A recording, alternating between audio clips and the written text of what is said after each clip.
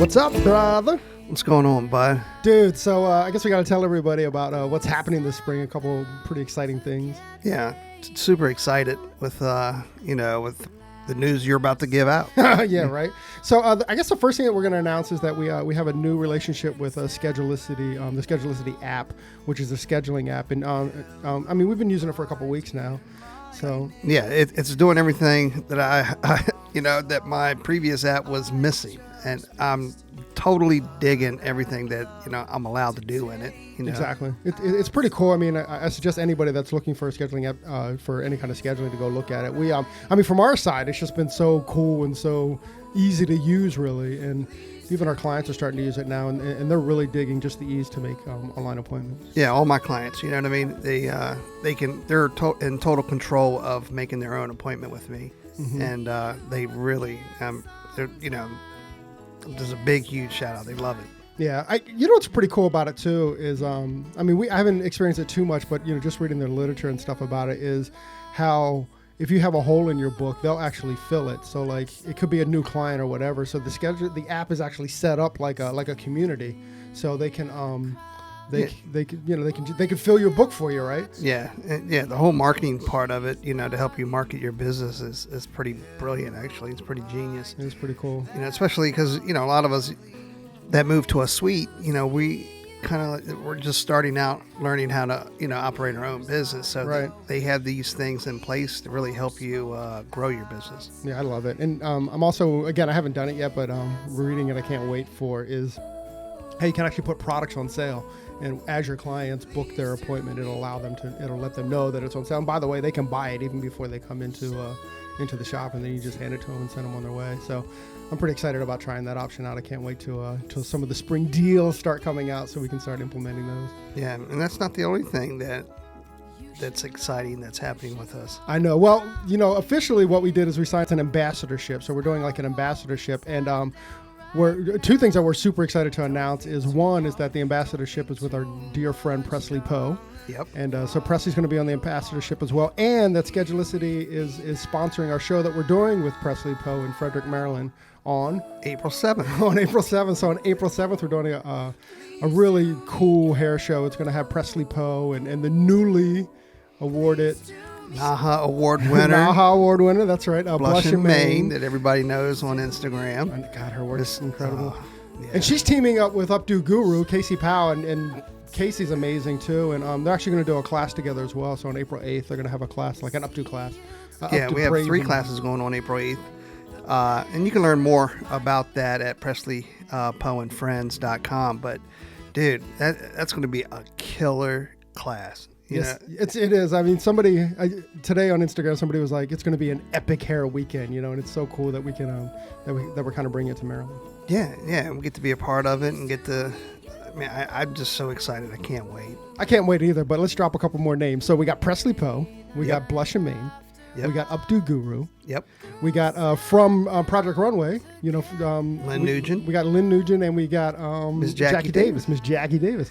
So Jackie was on the podcast too, so definitely listen to that. But and to me, just as cool is we got Ben Mullen as our MC. Oh my God, yeah, he's MCing the whole thing, and that guy's a riot. And anybody who knows Ben Mullen, he has the Ben Mullen Project. If you ever wanted to do public speaking, he has the class to take.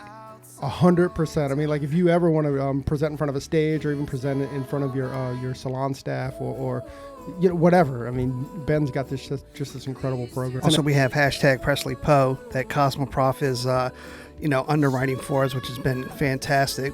The outreach for that has been incredible. Yeah, it sure has. I mean, just the entries have been incredible, right? So I know Presley's kind of nervous because she got to make a pick. Yep. She actually called me and was like, "Oh, I don't know what to do. There's so many great entries here." But I mean, again, let's just thank Cosmoprof Beauty and Megan Gentz. Really, let's just thank them a lot for supporting this. Yeah. Dude, I am so stoked. You know what I'm stoked about? What's that? About saying it. Go ahead. Can I say it? Is it time? Is it time? Is it time? Is it time? So for the very, very first time, we'd like to Hairdustry and Schedulicity presents Your Day Off podcast. Hey, welcome to Your Day Off. My name is Corey, and of course I'm sitting with my best buddy, Tony. What's up, bud? What's up, man? Hey man, we got another great podcast in store for you today. Completely, man. And this one is like I'm really excited about because one, it's taken us I don't know 8 months to kind of like to nail down and to get to it. But I'm also really excited about the topic. Yeah, and this individual that we're going to introduce you to, he's been on our podcast before, but I mean he knows our industry. He's been in it. All sides of it. He knows our industry. Yeah, exactly. And like, and he'll tell you too. Sometimes I text him just for stats. Hey, what's the stat on this? And like, and without fail, we're talking to Gordon Miller from Hairbrained, the Hairbrained CEO today. But without fail, within seconds he'll give me like some kind of stat. I think a couple weeks ago I was like, how many licensed hairdressers are there in America? And like, less than 30 seconds later, I got an answer. Right. Encyclopedia Miller over there. Right. We don't Google, we Gordon. That's so true. So anyway, cat's out of the bag. Please welcome Mr. Gordon Miller, CEO of Hairbrained. Gordon, welcome to your day off. Hey, thank you, guys. I have to say, I don't think I've been on the podcast before, have I? We recorded one, but I don't actually ever think we put it out. Well, the three of us, I guess. Oh, you've been on my podcast. Yeah. Okay. Yes, you were. Right. And I'm a big fan. Gordon said that was his best listened to podcast, I'm sure. I say that often to a lot of people.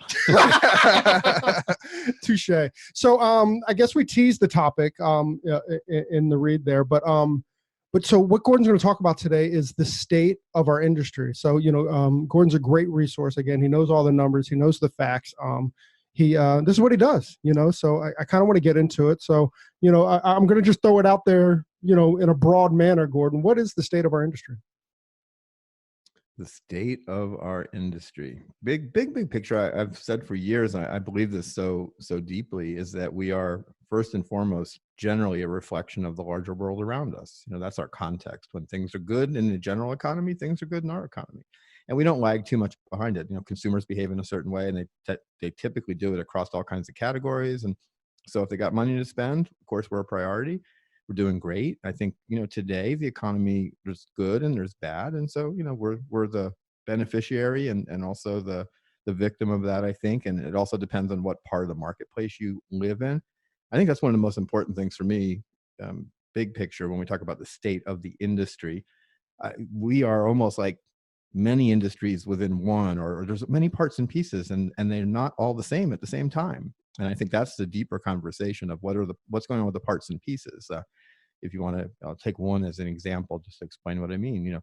The commission salon side of our industry versus the independent side, and they are not necessarily in the same place at the same time because there's an evolution of business models. So, if I was talking about one part of the industry specifically, men's grooming, it's exploding. Right. And other parts of the industry are not. So I think it's a more complicated conversation. And I think the nuances is where we get ourselves in trouble collectively, because we look for simple answers, and that's not the world we live in. That's very fair. So, so you said grooming is where we're blowing up. Like, where do you see, like, in our industry, like, something that's struggling now that maybe wasn't yesterday? Well, again, grooming is again, context. Everything is relative. So when something's blowing up, it's relative to what it was before it started blowing up, right? So Fair. We know the men's category is not a very big category in the industry. It's like every study I've seen is we seem to be in that 20% of the client base of all clients that tend to be guys. The average guy doesn't go to a salon very often, if ever. And also the average guy doesn't necessarily ever make it to a barbershop. So relative to what it's always been, it's blowing up. We also seeing just lots of new products coming out. So it's going to be interesting to see if the industry can support this. Like, I don't know, it's like the fire hose of men's grooming products has opened up, right? And it's exciting to see. And it's exciting to see all these amazing artists who are doing all this great work. And I would argue that barbers, if you look at what's happening with consumers on Instagram, it might even be bigger than hair color. It's insane, when you really, really look at the content. And back to your question, what's not doing as well? I think that if we're talking about quote unquote trends, that I would say I'm not the trend guy when it comes to hair trends. And I think, some people are starting to tell me though that like the vivid color thing is starting to slow down. and there's a lot more interest in naturals. And I know for a fact, talking to many manufacturers, and you mentioned numbers before, I tend to triangulate the numbers. Like, we have the worst data as an industry. So when I say to somebody that the answer to the question is X, the caveat is always, I'm triangulating multiple sources to try to get to as close to what we think reality might be. And sometimes it's good data and sometimes it's not. But what I'm hearing across the industry from brands, and for those who are close to brands, is that we're definitely seeing a decline in sales of Vivids. And so, but it's being offset by an increase in sales of naturals. Right. So that's just that's just the trend there then, right? Hair color remains the biggest, chunk of money in the professional beauty industry, and has been for a long time at the salon level. And then, of course, anything at the salon level translates, over to the distributor and to the manufacturer. It's funny because usually, like when you were talking about social media, you see kind of a battle. You see a lot of Vivids and you see a lot of natural, like especially blondes, and you know what I mean. But remember, so here's what I would say about that, and this is fascinating. I love this kind of get wonky and geeky about all the stuff that's going on around us.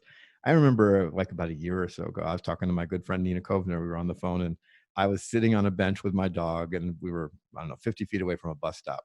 And this is a stop where lots of buses come by, and we were talking about this topic, and a bus pulled up, and I'm like, I saw a Vivid walk off the bus, and I'm like, ooh, and I'm going to start counting them.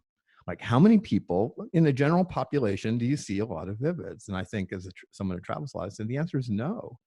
Go to a hair show, and they're everywhere. Go on social, and you see a lot. But my question is, how much of the reaction is coming from the consumer versus the hairdresser? Because I think as creative people, our industry, we're just drawn to that work because it's so stunning, Mm-hmm. And but what does that really mean in the bigger industry? Like, again, talking to people who are in the business of selling Vivids, there seems to be a perception that perhaps a lot more of that's going for personal use by hairdressers. I'm not saying by any means that it's the majority, but a bigger chunk of that product sales collectively is probably going to hairdressers, from what I'm being told, versus other categories of color. Interesting. That's really interesting, actually. I mean, I had never kind of thought about that, as hairdressers, not only are we buying it out of the stores, but we're also the end consumer for the most part. You're certainly seeing, a lot, again, like you said, relative, like, you certainly do see a lot more on the street than you do now, but do you see enough on the street to like sustain a business, if hairdressers weren't doing? The other thing that's exciting, though, I think about Vivids, it's what do they talk about gateway drugs? Marijuana is a gateway drug to something else. And I think, Vivid colors might be a gateway color drug, if you will, for the consumer when you're young and, getting into hair color. We may see as people get older that they transition from the Vivids into something more natural, which to me is a bigger spend over time anyway. So it's all good. I think we call that chemically dependent. There you go. From our friend Robert Cromeans. That's chemically dependent. Exactly. He coined that term. Thank you, Robert. That's awesome. So I think it's a good segue too. So talking about hairdressers and talking about Instagram and stuff, like what's the state of like? Well, first off, how do we define what an influencer is? One, and then what's the truth and what's about that influencer game? How you define it, that's an interesting one, and then you can Google that one. Right. And I think the question I think on influencer is, first of all, who's putting what label on whom? Do we call ourselves that? I always loved the old, like, I'm a platform artist, and sometimes, especially looking at some younger people, I'd kind of go, I haven't seen this person yet. I wonder who this is, and I kind of look around, and I'm like, okay, so they were in a hotel ballroom, and that little platform was in a 10 by 10 booth, and it was like 6 inches off the ground, and more power to them. I love it. I love everybody, getting out there doing their thing. But, when do you become a platform artist versus an educator? Because I think there's a progression. I think, you've got that person who is a baby educator. And, I think like everything we do, like when do you become a colorist, versus a hairdresser? I mean, there's no simple answers to these, and it's all based on opinion. And so I think the same with influencers. I look at being an influencer generally as like a job description. I think when you take it seriously enough that you do it, that you've built a following. We have micro influencers, now that's another title, if you will. And then, you kind of work your way up, and then there's all the math around this stuff. Can you be an influencer if you have 500 followers? Maybe. And I tend to look at influencers saying that when you're being compensated, I would put you in the category technically of what I would view as an influencer. Because again, can you be an educator if no one's paying you money, but you do educate? Yes, you absolutely can be. But when we're talking about the bigger industry, and we think, well, how many people are educators? Well, we don't really count the people who aren't getting some form of compensation. I believe in the influencer space, if you're getting a box of product, that's a form of compensation, because they're trying typically to trade stuff for your influence. So I would say that, that potentially makes you that. But there's not a lot of data. There's almost no data on how many influencers are that they're in the industry today. Talking to lots of them, I would say very few are making much of a living. I mean, that's just reality. But we also know in our industry that very few educators are making much of a living. When you look at, there's like 40,000 educators in this industry. It's a lot of people. When you look at the fact that a brand like Redken has well over 1,000 educators, on their roster, you start to add up all the brands, the numbers add up really fast. And we're a very large industry, close to 850,000 working hairdressers. And so when you think about that, it takes a lot of educators, right? It takes a lot of people. It takes an army of people to keep all of us educated and up on all the things that we need to be up on. So back to influencers, it's a loose term, and I think every hairdresser has influence. And I think to become an influencer, you hopefully get a large enough following and you get interest of brands to the point where they want to trade you something for your influence. And whether you accept that or not, it's up to you, which is why a lot of influencers get so much stuff and they don't always talk about it, but sometimes they do. Sometimes they do. So, I mean, I guess we kind of live in this weird, kind of world now, with on so many levels. On so many levels, right? I mean, don't even know where to go with that. But do you know what brands are looking for to be an influencer, or what they're looking for to support you? It's, it's interesting because I would say that it's definitely very fluid. It's a fairly new idea. I think, different brands are in it in a different way. Mm-hmm. And I think it's become, then there's the supply and demand aspect of it. Many of the folks that we have as mutual friends who live in this space, are in a really great spot today, very different than where they were 2 years ago, because they are so in demand. So you get to a certain level and you have opportunity to work for brand X, versus, brand Z, and you get to make that choice, which was very, very cool. And if you look at that high level, it's, again, I think influencers are in many ways the new platform artists. They're just a different version of an older idea. And many of them today, when we go to beauty shows, they're on the platforms and the brands are helping them to be there. They're giving them a place. The shows are giving them a place. They're giving them training. So you have all that stuff happening. So I think depending on the brand and where they are in kind of the larger ecosystem of the industry, the big brands, for example, they want people who they can look at and say, yeah, we can put them on our stage and they'll be good. Right. And, I mean, and again, we have so many of these guys who are our friends. They didn't grow up necessarily as educators or platform artists. They grew up as hairdressers who saw a medium where they could express themselves and they did it really well. And then people started talking to them, and that inspired some of them to, do it in a different way, a deeper way, whether it's creating content or going to meetups or being out in the real world. So, they're all a little bit different, but I think from a brand perspective, they want people who can authentically speak about a product, ideally, or I love the authenticity thing. So, because most of us can become really authentic if the paycheck's big enough. So, and that's not a knock at all. I mean, again, so many great educators have many brands they could work for because they're a great cutter, they're a great hairdresser, and there's so many great product companies. So if you're working for a great product company and you end up at a different great product company, I don't think that's a bad thing, and I don't think there's anything inauthentic about it. We get jobs. Are you inauthentic because you went to work at a different salon? So again, I think just we know a lot about how the world works, and I don't think it's that different in the influencer space. But I think brands are looking for people with a following, depending on how large the following. Just like the old school platform artists, the bigger the audience, the bigger the paycheck. Actually, Gordon, you brought up a good point that that I think is kind of like different too. And correct me if I'm wrong, but like we do see influencers, jump around brand to brand now, right? I mean, we see that. I don't ever recall coming up in the industry that you would see different artists jump from brand to brand. Like, it seems like if you were an artist in X brand, then you were kind of at that X brand until the end of your brand platform. for life.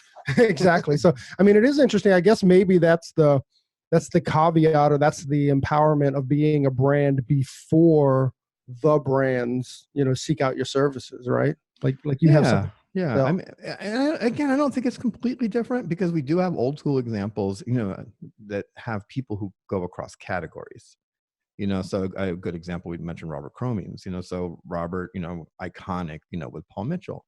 I mean, he has been seen, talking about officially Millennium as an example. Now, Millennium has a great relationship with Paul Mitchell, but Robert, has been out there and definitely talked about Millennium in a way, that makes some people think maybe there's a deeper relationship. I don't know if there is or isn't, but so I think there's, examples in the old school, the new school version of that. Yeah, they're cross brands, but you do see some, if they're have enough reach, where they're working with multiple color brands. But a lot of times you see an influencer, quote unquote, or brand ambassador who works for Olaplex, who also works for Redken, who also has a tool company they're working for, who also is working with ColorTrack and, talking about bowls, or our friends over at Framar. And so I think, there's definitely, it's different, but I think the ideal is they're working across categories, not necessarily competing brands. Yeah, and you're right. Even someone like Sam Villa, right? Perfect example. Perfect. Yeah, with Redken, he has his own tool line, and that's another person that's jumping multi-brand.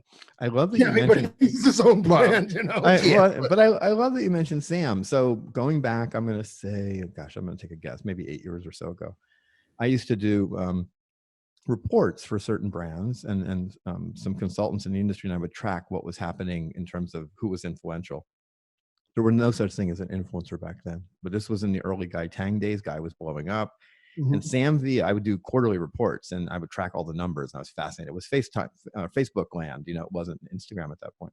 But Sam and Guy Tang, were fighting for number 1 and number 2 place month after month for a couple years. Sam was one of the original influencers. And to me, Guy Tang was the original influencer before there was a name. But Sam is a fascinating guy, who kind of old school guy who's got his, a foot in each side of this conversation, old school platform artist and influencer. Definitely.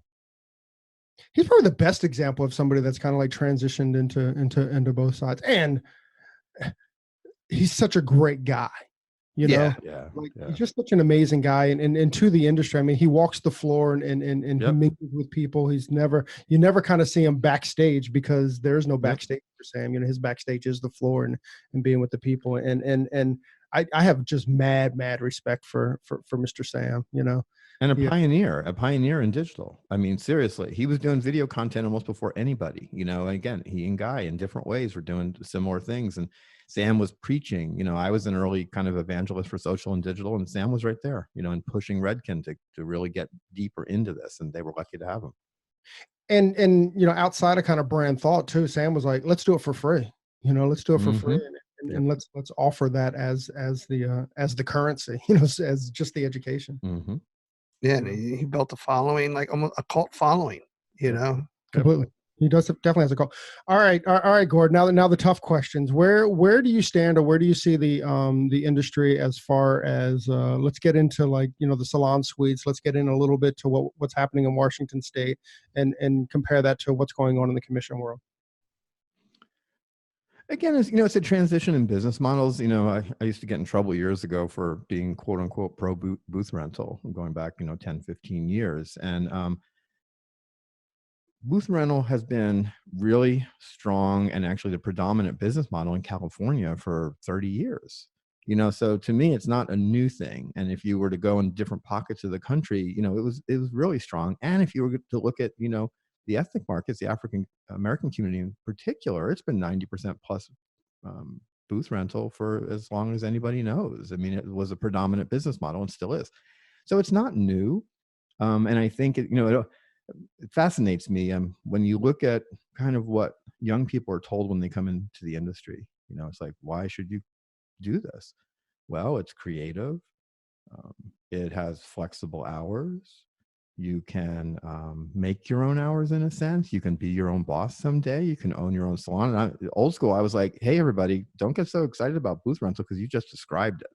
You just said to young people coming in the industry, you get to be your own boss. And the easiest way to do that is to rent a chair or to now have a suite.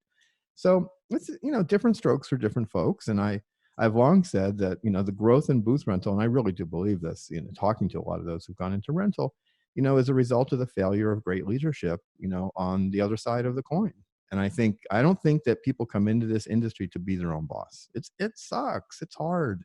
You just doubled your work. Now you've got to be a great hairdresser and you've got to be also your own boss if you're independent or somebody else's boss. And you don't get to let go of one of them. You have to do both. That's the truth. And the average person who comes in this industry, I don't think when they were, a sophomore in high school was waking up every day going, oh man, I just can't wait to cash out at the end of the day and do the math around the money that came in and do my inventory. It's like, I'm so excited. No, it was about being creative and with people and serving and, and having that artistic life and lifestyle. So, but I think often it's like some believe, right or wrong, depending on the circumstance, that the only way for them to get to the next level career-wise is to go the independent route because they're just not getting what they need. And I think sometimes, again, context, we talked about this earlier, it's so easy for us to judge what, I think we're born wanting to judge people. It's like one of the things people love to do is judge other people's circumstances. And I think it's easy when you're in a certain category to look across the fence and go, oh, those people are bad. And I think often it's because we don't understand them or the category or that individual person's journey. If you've come out of school and you got talent and you end up in 3 bad salons in a row because it just happens to be what happened, it's easy to see why that person might have made a choice to go independent. And I have trouble judging them and I have trouble judging the category collectively. It's actually easier for me to judge commission salons only because, again, I see that similar to what we just mentioned, people coming into industry who weren't really equipped to be owners became owners and then they struggled with it and then they lose people and then judgment happens. So where do you see, do you see a continued growth, or do you think that that we're plateauing a little bit with the independence of the suites? I don't think we're done. I think the transition will happen and, things get momentum, and that's the other, it can be good and it can be bad, so sometimes it's, we talked about influencers. Again, there's so much great buzz about influencers. So now people want to be influencers. When I talk to young people coming out of school, the majority of them seem to want to be platform artists, and I usually tell them, well, there are only so many of those jobs. And most of them actually want to be Robert, back to Robert again. And I'm like, well, unless you take him out, I don't know how, I don't know, because he's in the game and he's in it in a big way. And so, I think that people, again, aspire, for many reasons to do certain things certain ways. And so I think we have a ways to go in terms of the transition. And I think because the momentum is in that direction, it's hard to slow down. The middle of the market in the commission salon part of our industry is stressed. The middle of the market in retail, not beauty retail, retail generally is stressed. The middle of the restaurant industry is stressed. The middle of the market across the entire country in our economy today is stressed out. Luxury is doing great and value is doing great. So if you're in those markets, it's great. If you're in the middle, it's hard. So when it's hard, those who are working in those parts of the market, they're looking for a solution. They're looking for a way out to find a better life for themselves. Doesn't mean it's sitting over there. Grass is always greener, Right. but I think we are in the midst of that momentum. And so I think it's got a ways to go. Suites is a whole nother story. I think, suites is a real estate game, if you look at the suites themselves. And I think we don't often talk about the bigger business of suites because they're landlords. We tend to talk about suites and the hairdressers and what they're up to. But I think it's another interesting conversation to talk about the business model and what is driving it. And these are landlords. And so it's a different kind of business. And it takes a lot to build one out. And there's all the economics of it. We don't have much data at all. I would say we have almost no data. They're private companies. What I'm hearing, talking to people who work in suites, is the turnover is starting to I don't want to say explode, but there's a lot of turnover is what I'm hearing across the country is, yeah, I've had 3 neighbors in the last 12 months, in the same suite, Hmm. as an example. And I'm all for suites. So I'm fascinated with what's going on, but we don't have data, so it's hard to judge. But I think they're going to have the same challenges every other business model in this industry has, which is there's a little bit too much of everything. Again, too much of everything in America, I would argue. Too many restaurants, too many dry cleaners, too many salons, and that stresses the market because it's supply and demand. And I think the same is going to be true of suites rather soon. I think what's missing in our industry too is that I haven't seen it if it's out there. I mean, you have some of these great like business consulting companies, like we've had quite a few people on from Summit and stuff, and there's this great like if you want to open a salon, there's these great resources, but I think that there's a little bit missing in our market. Like if you want to move into a salon suite, there's not really that kind of like business management that I've seen, that can kind of help you see that, or does it need to be. I mean, I almost argue that you almost have to do it across the entire industry, like start educating people about what you need to do to move into a salon suite. Because if you're in a salon now, your owner doesn't want to hear that you're exploring, or taking a management class, So if we had like the education across the entire industry, as opposed to like seeking it out for yourself, I think there's a big market space in there. Well, and Ryan Whedon, Masters of Balayage, has written a great book on it. I don't have it in front of me, so I don't remember the title, but I know that I've read it. It's an easy to read book. It's very digestible, and it's all about becoming a 6-figure suite owner. I didn't get that quite right, but so check out Ryan and Masters of Balayage for his book. I think it's a great resource. Nina Kovner, Passion Squared, she has a school. She also does coaching. I mean, she's a great coach. I know she works with many people who are going through that thought process, that transition. I recommend Nina always for this specifically. But I, again, go back to the larger industry, even business education generally. Summit's amazing. Michael Cole and all those guys. I love Summit. I love what Summit's done. But when you look at the larger industry, close to 300,000 salons, and you like, how many of them are taking advantage of business education or coaching? How many of them are taking advantage of hairdressing education? It's a small number. So I think the larger problem is lack of demand, and that's why we don't see some of these businesses. There's just not enough demand, and we know there should be. Right. Do you see like Amazon plan a future in our industry, on the influence of our industry in the future? Well, we're on camera, so you can see me. And so I got my Amazon shirt on. I got my Amazon headphones on. I got my Amazon jeans, and I got my Amazon socks and underwear on. So I promise to the audience, I ain't showing you guys all that. But I was at a great educational program called the Foundation for L'Oreal Professional, and 200 some educators this weekend, and having this conversation with many people and talking about how you do social and how you do digital well. And one of the things I always say to people is you need to really pay attention to the behavior of the people that you serve, whether it's your clients if you're behind the chair, whether it is your employees if you're an employer, whether it is your students if you're an educator. You need to pay attention to their behavior and kind of think more broadly and not judge everything based on your own. I ask an awful lot of people who work in this industry and beyond if they are actively playing on Amazon themselves, and almost always the answer is yes. The world has kind of taken on Amazon. They are a force to be reckoned with.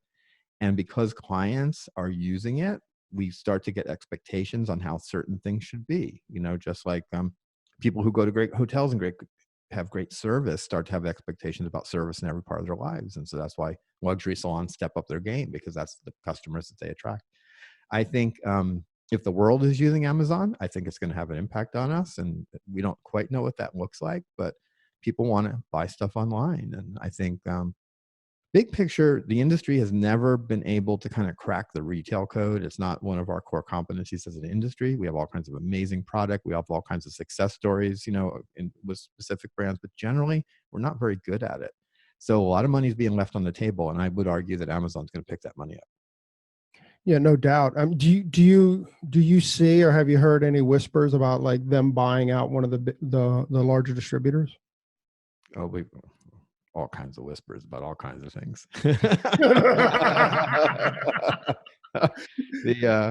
I'll put a whisper out there. Maybe Amazon wants to buy Hairbrained. You know, it's gonna cost a lot, but they have a lot. So call me, Amazon.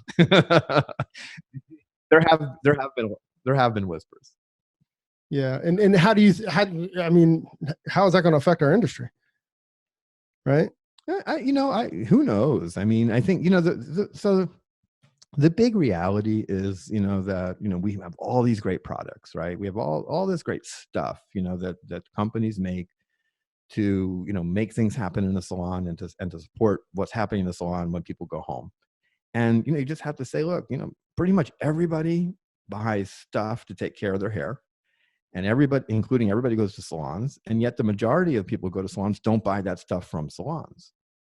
And so, okay, so what's wrong with this picture? You could argue that perhaps, we don't know the answer, that it's a distribution problem. And I mean distribution from the salon, from everybody to that client.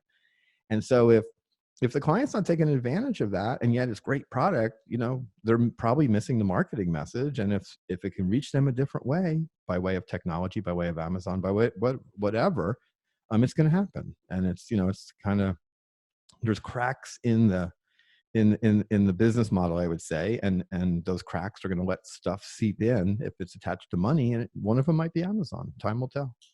Yeah, that's what Daniel Mason Jones once said. The product companies are in it; they're a business. They're in it to sell products, and if we don't do it for them, they're going to find somebody else that will. Well, old school, and the world's changed. I don't think the things that I was used to seeing even 10, 20 years ago are remotely the same as today. But, the never-ending conversation for years was about product diversion and, products being bought other places other than salons. And some of these products the promise was they were salon exclusive. My dad was a old school sales guy and sold office furniture, actually very high-end stuff. And I remember talking to him about, exclusivity. And he was always like, I got to hit my numbers. If I'm going to have this line exclusively. So exclusivity is a contract, if you will, even if it's not a formal contract. If someone gives you something exclusive, they expect you to deliver performance. And if you have exclusivity and you don't sell the stuff, it's really hard for whoever made the stuff to maintain that contract, if you will, And so I think what happened over time is not even big brands, period, who were making and pushing stuff out there and going through the salon channel that weren't succeeding, said, we got to do it a different way, authentically, or maybe a little dishonestly sometimes, or whatever. We got to do it. We got to sell more stuff. And the channel we've offered exclusivity isn't performing. So things start to shift. And I think the hard part was, that it was not an easy conversation for the industry to have. And we still haven't had it in the way we should have it. And by the way, I don't think exclusivity, I think it's great when products get out into the larger world, because the bottom line is, and it's been said for years, that look, if people become aware of a product, because our stuff isn't even advertised for the most part in mass, right? So you see Garnier, on TV, but yet we don't see most of our professional brands, so that the consumer doesn't. So a lot of consumers don't know our stuff, but when it gets out in other ways on mass shelves, people see it. And then you walk into your salon and someone's cutting your hair and you see the product being used that you saw at Sephora. Okay, hairdresser, here's your moment. Sell me some stuff. And by the way, I'll say this to your audience. If you don't make an attempt to sell me the stuff that's in your salon, I assume that you don't like it, or you don't think it's right for me. So you just might have done damage to yourself and to the brands that you represent by not taking the time to tell me you like it. Because I'm like, well, I got this stuff all around us here in the building, and she hasn't even mentioned it to me. That's the one product I'm probably not going to buy, because I'm kind of inferring in my head that it must not be right for me. I actually think that's a great point. It is, right? Like, I've never thought about that, Gordon. So I'll use that as a takeaway. But if you're not talking about it, they just assume that you don't like it, right? Yeah, or it's not for them. Or it's not for them. Exactly. That's a great point. Just have the conversation, I guess. Yeah, we as clients, I'm a client. I want my hairdresser to tell me about stuff.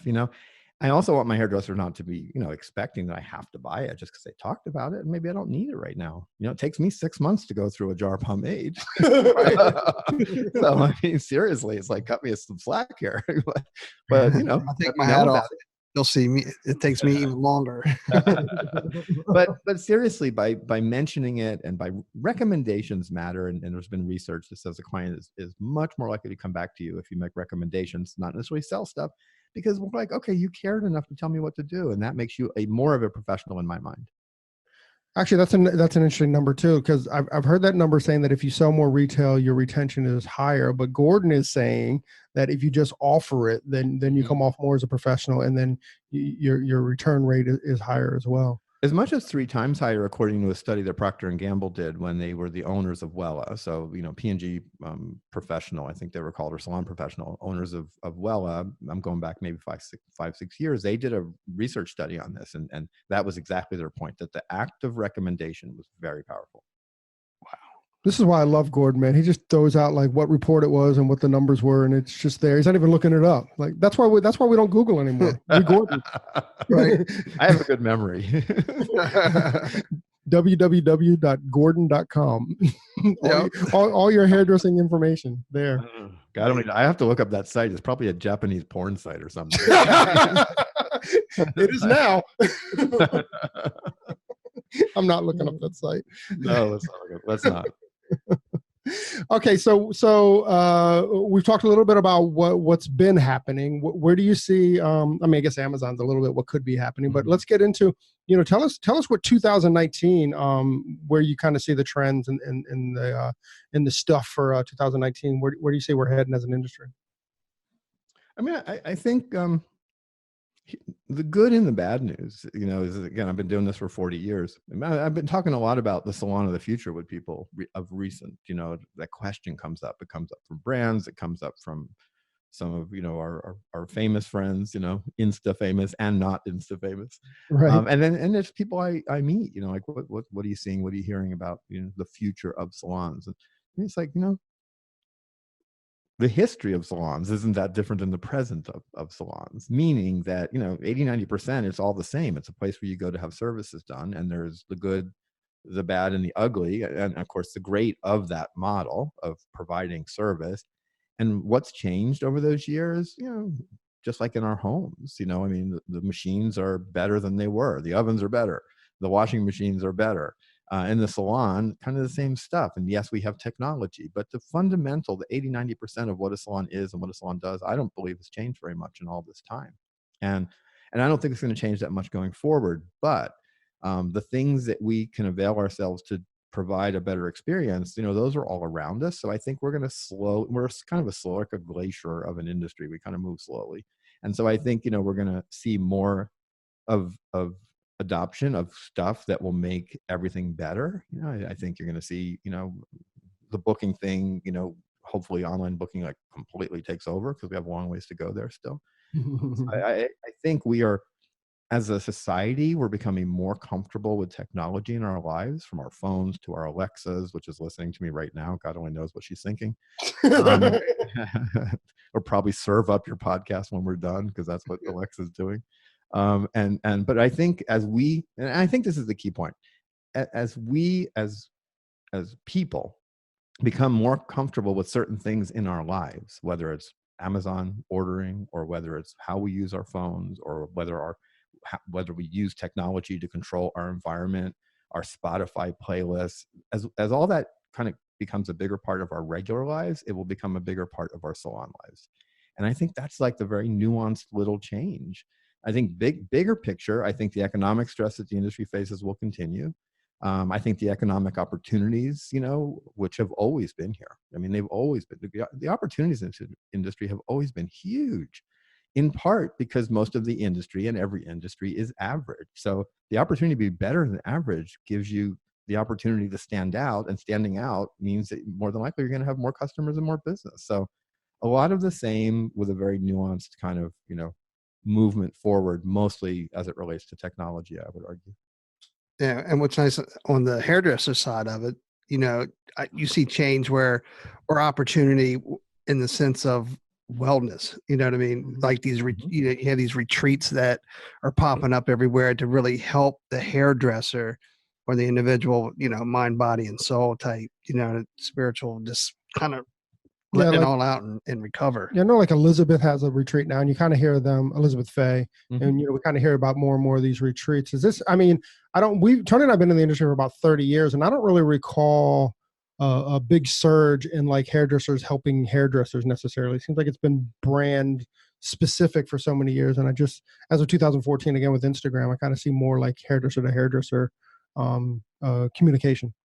They've always been here. I mean, you go back to there was a conference called WISE, it's probably 15, 20 years ago, that was predominantly, was a retreat for women that had a lot of kind of buzz, going way back then, in a certain part of the industry. Ann Mincy and Mary Wilson have done retreats for probably 15 years. So I don't think it's a very new idea.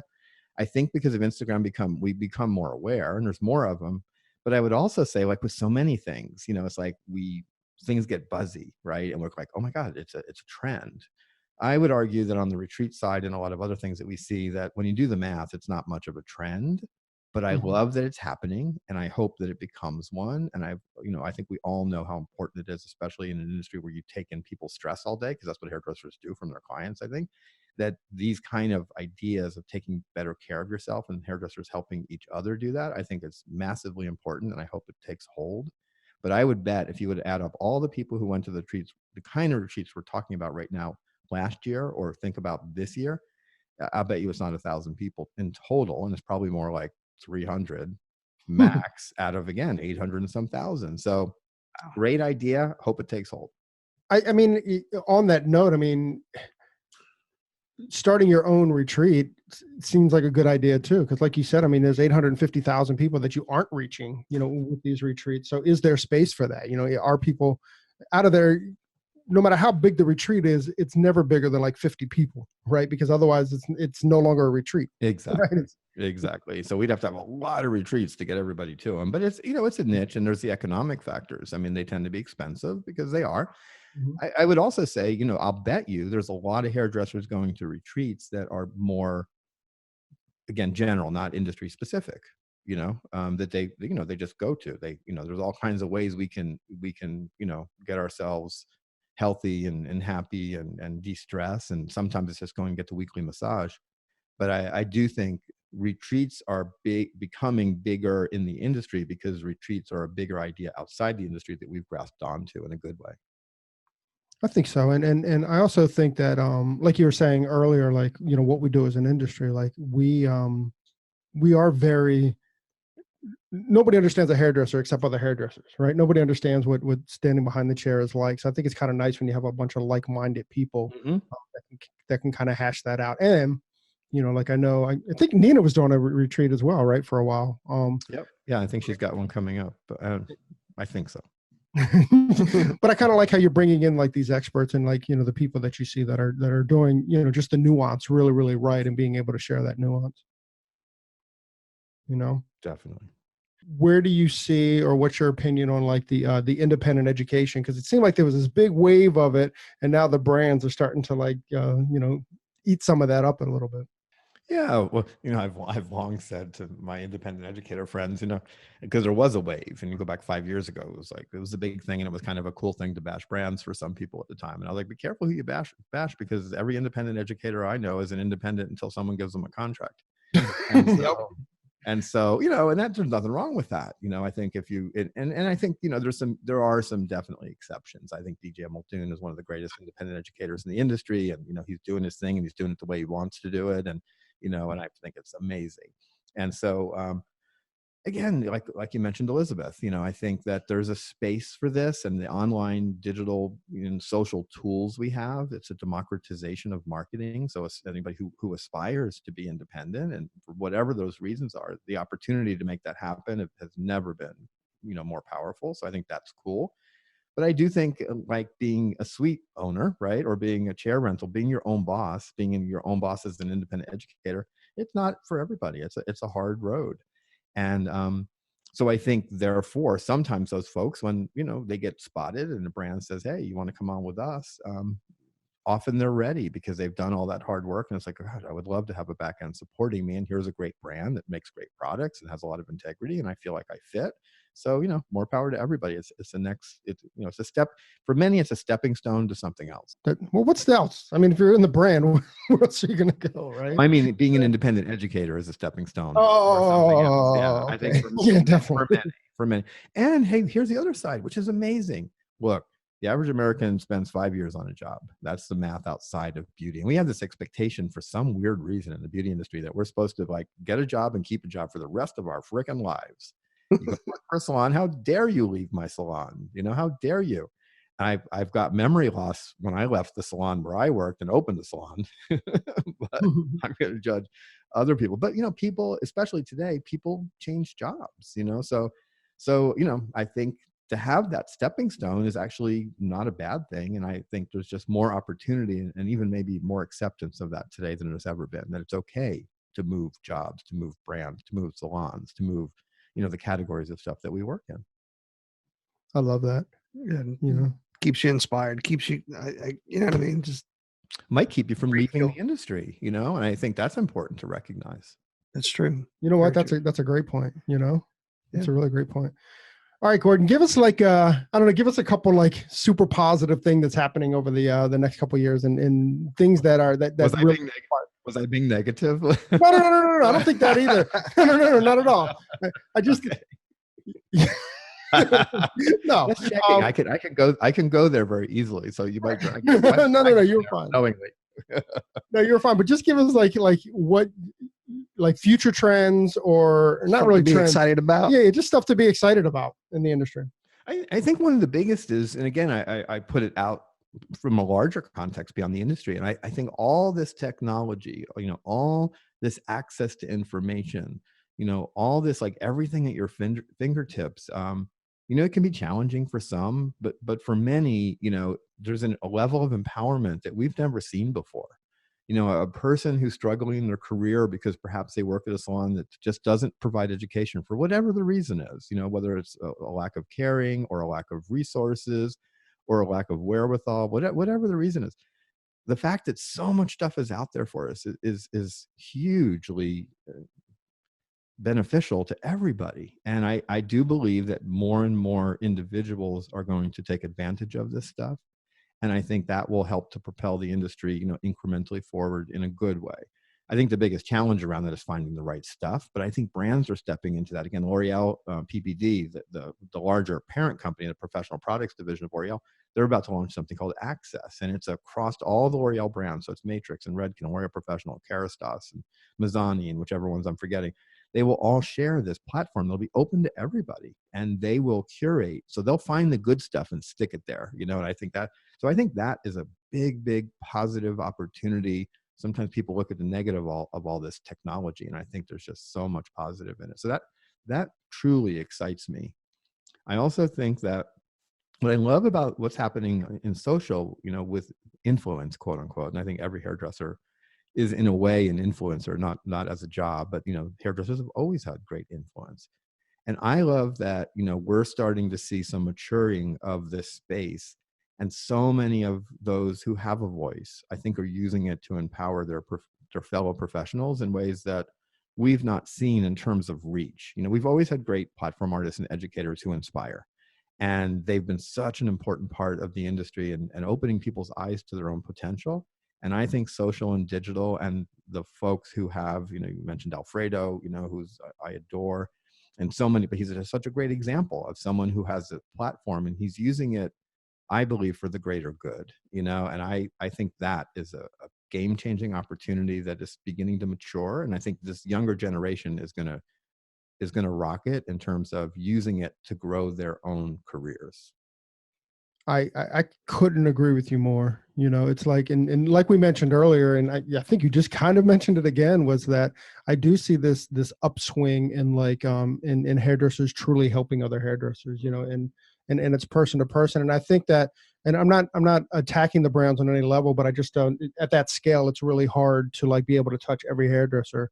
I think as the face of yourself, as your own brand, it's a lot easier to kind of touch individual hairdressers, and I love that. I love that a lot of these influencers you have access to. I mean, hell, we've created an entire podcast out of like Instagram access, right? Yeah, yeah. And again, I think though it is all kind of a mirror image, or maybe a progression from the old school stuff that was so powerful. I was just at Redken Symposium. There were like something like 8,000 or so hairdressers there. I've been going to Redken. I went to my first Redken Symposium 25 years ago.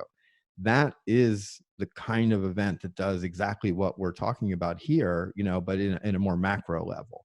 But whether it was the old Salon Association, whether it was Redken Symposium, which was Paul Mitchell Gathering, I know so many salon owners who said, my career was born at one of those events. I was somebody who was kind of doing it, and getting through. And I went to one of those events and I met person X, a fellow salon owner, or someone who was a salon owner that I looked up to after I met them in person, or an Ann Mincy or a Sam Villa or a Robert Cromings, and just go down across the industry. These old school and still current, events are the foundation, I would say, Veda Congress as well, of the creation of this small group of some of the best, finest salons in the country and some of the greatest hairdressers in the industry today across all ages. They come from that. And now what you just described is just supercharging what has always worked and continues to work.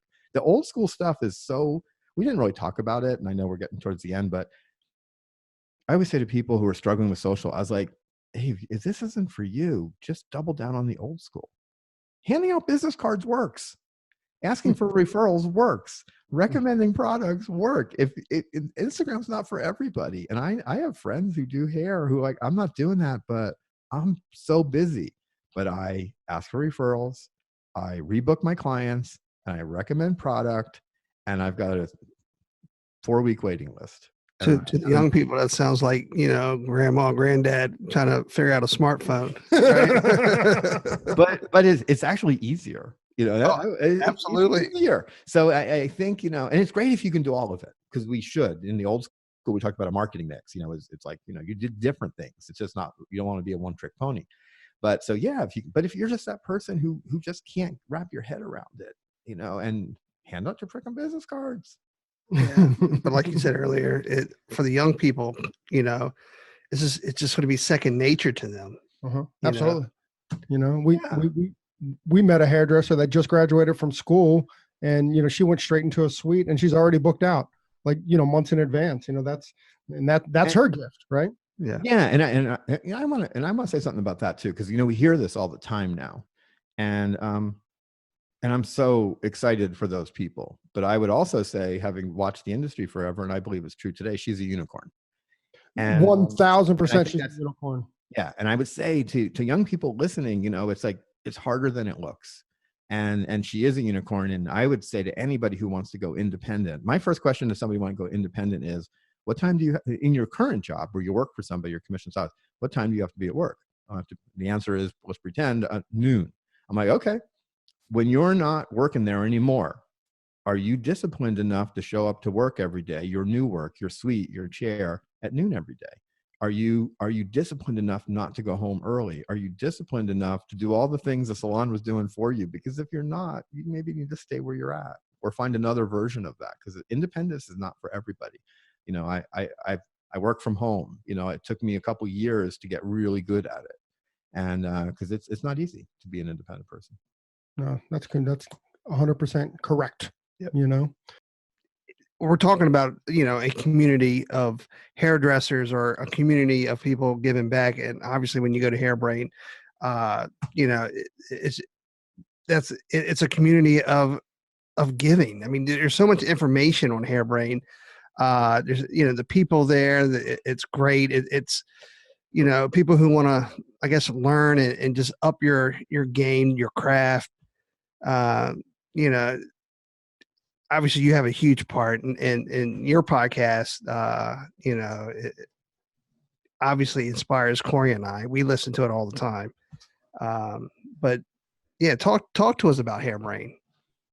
Yeah, well, let me give you the kind of the short version. Founded by two hairdressers, Randy Taylor, a brilliant hairdresser, videographer, and he's full-time videography now, and then Gerard Scarpesi, one of the best cutters I know, and again, brilliant educator. And these guys founded it 10 years ago as a way for educators to connect with one another and with their students, and it grew organically from 20 people to today, we have an extended social reach and platform reach of 850,000. And Wow. on our core platform, we're at about 54,000, who are the most deeply embedded hairbrainers, if you will.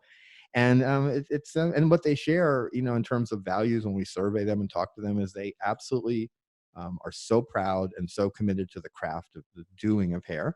And they also have just a huge belief in education, whether it's educating others or educating themselves. And so, those are the big core values. And I think that's what drives us. If you look at us on social, I think we look different than the quote unquote media. We're not part of media, but often people think of us that way. So, I think we live in a really interesting and specific lane. We launched online learning this year, or last year. We're in 2019 now, but back in May, we launched online learning. Over close to 5,000 courses now, have been purchased on that site. It's hblive.me. And we do it in a really different way. We're excited about that. We're going to be launching a conference, which I'm not going to say too much about, but there's going to be an event towards the end of this year. I think it's going to blow people's minds. And yeah, every day, we're just about hairdressers supporting hairdressers. So and I'm very honored and feel so lucky, to have the job that I have. I love that. And like he said, I love that it's hairdressers supporting hairdressers. I think we've actually brought it up a couple of times now on the podcast, and I think that's our lane, frankly. I think that's I agree. And that's just really intriguing to me. And I can't wait to get off air, because I definitely want to hear about what's happening here in the near future. That's awesome. So Gordon, if how do people get in touch with you? Best way, I'm love social. Instagram, is my jam.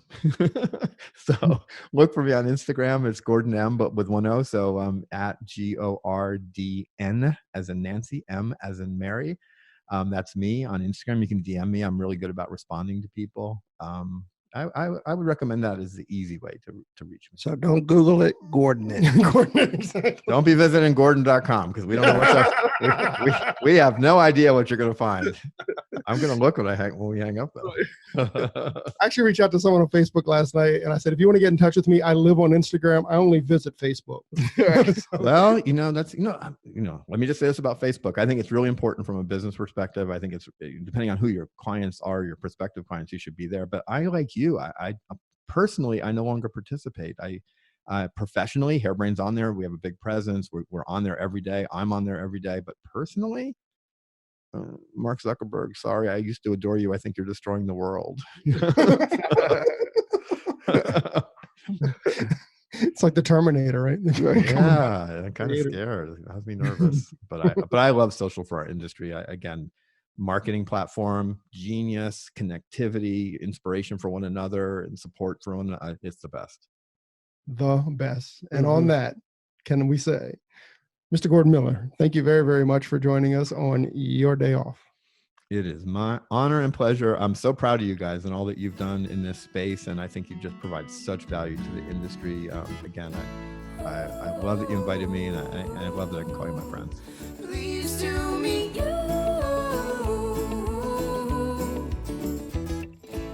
Hey, so there it is. Hey, this is a message that we've been trying to bring, I don't know, for the last couple of months, actually since we started the podcast. Hey, so if you like the podcast or if you find that it's useful, please leave us a review, a 5-star review on iTunes. Leave us a rating and a review. But if you don't like it, forget about it. Yeah, totally forget about this message. We also want to thank Sarah and Blaine from Pretty Gritty. Sarah and Blaine, they are a band out of Portland, Oregon, and we just want to thank them very much for allowing us to use their song, Pleased to Meet You, on our podcast. That's cool. I think you can find, actually you can find their music on iTunes. Peace and hair grease.